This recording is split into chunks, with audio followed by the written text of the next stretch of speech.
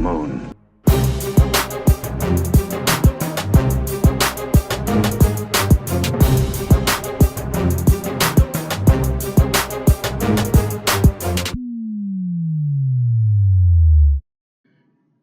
Good evening and welcome to Fat Man and Dead Boy Painting on That's No Moon.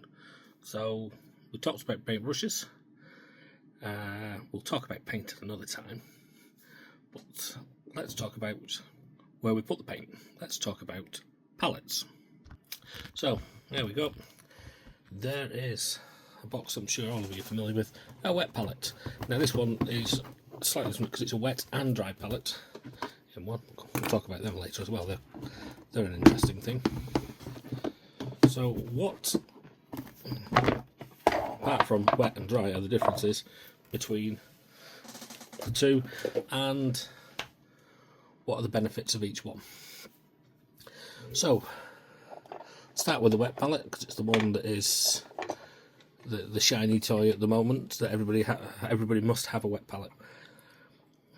The primary focus of a wet palette is keep your paints wet, therefore you can do a mix, put the lid on with your plastic band. These are important, and it will, hermetically seal it, and therefore it will stay wet, and that's good if you want to have a consistent colour throughout a unit. Because no matter what you do, no matter what recipe you write down, and I've got, when I'm actually doing proper professional work, I do have my little book of all my mixes and how much of each one and all the rest of it. But it's never going to be bang on the same, because you're getting out with the brush and sticking it onto a palette.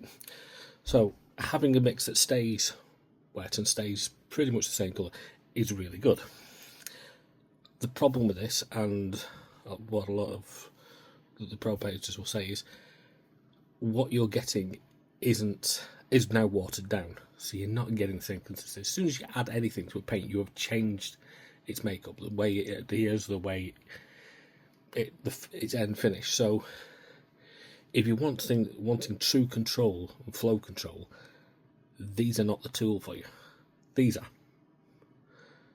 Problem with these, they dry out. And also cleaning them. This is a great idea, but as you can see, I can't be bothered half the time, and two, even when I can be bothered, they're not the easiest thing to clean.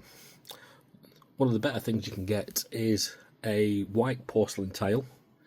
Doing that, it's got a nice non-porous surface, which is really important. Put your paint on and mix away. Again, you've got this problem of drying, so there is solutions to this. There's things like this: retard a medium. Try not to giggle. Your retard is a medium, and that will basically stop the paint drying. It slows down the air drying process of paint, which is essential. Otherwise, your fingers would never be finished. Every time you picked them up, you'd leave them on your fingers. So, which one you want to go for is very much dependent on you. Are you really concerned about the quality of the coat? You wanting a particular finish? Then dry palettes. If you're not, you just want to keep that mix and work with it, wet palette.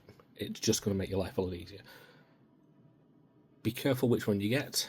I have had problems with some where it goes mouldy. I've got to say, I've had this Army Painter one for a while now, and I've had absolutely no issues with it. It's been great.